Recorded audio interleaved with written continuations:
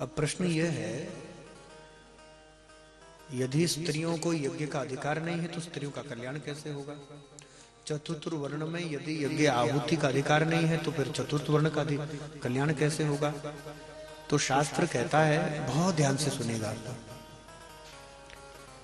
शास्त्र कहते हैं, जो फल ब्राह्मण क्षत्रिय वैश्य को यज्ञ जप तप आदि कर्म से प्राप्त होना है, यज्ञ का जो फल है ब्राह्मणों के लिए, क्षत्रिय वैश्यों के लिए, चतुर्थ वर्ण में वही फल केवल चतुर्थ वर्ण में व्यक्ति को सेवा से प्राप्त हो जाता है।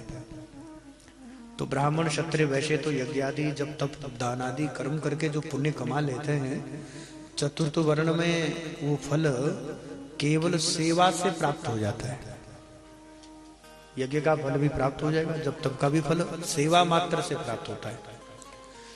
पुरुष को जो फल यज्ञ से प्राप्त होता है, स्त्री को वही फल पातिव्रत धर्म का निर्वाह करते हुए केवल पति सेवा से प्राप्त हो जाता है। हाँ, बहुत सुंदर धर्म की व्यवस्था की है हमारे यहाँ। ये तो जाति व्यवस्था को मध्य में ला करके और फिर उसको अधिक बढ़ावा दे करके धर्म पर अंकुश जरूर लगे हैं, पर आज आपको जानकर हैरानी होगी कि हम लोगों ने वास्तविक धर्म समझा ही नहीं। अब कुछ कहेंगे कि बताओ, हमें हमारे साथ तो बड़ा अन्याय किया गया, हमें तो यज्ञ में आहुति का अधिकार नहीं है। अरे भाई, तुम्हें यज्ञ करना ही क्यों है? जप तप व्रत नियम यज्ञ स्वाध्याय वेदादि का अध्ययन, इन सब का जो फल है वो फल केवल सेवा धर्म से प्राप्त हो रहा है, तो फिर उसकी आवश्यकता ही क्या है? भगवान इतने दयालु है कि इतने झंझट में क्यों पड़ो, तुम तो सेवा कर लो, तुम्हारा यही धर्म है। उसी प्रकार स्त्री का धर्म केवल पातिव्रत धर्म का निर्वाह करते हुए, पति की आज्ञा का पालन करते हुए पति की सेवा में।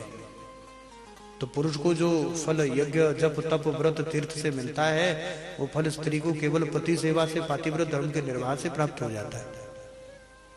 वही फल प्राप्त होता है, बराबर वही फल मिलता है।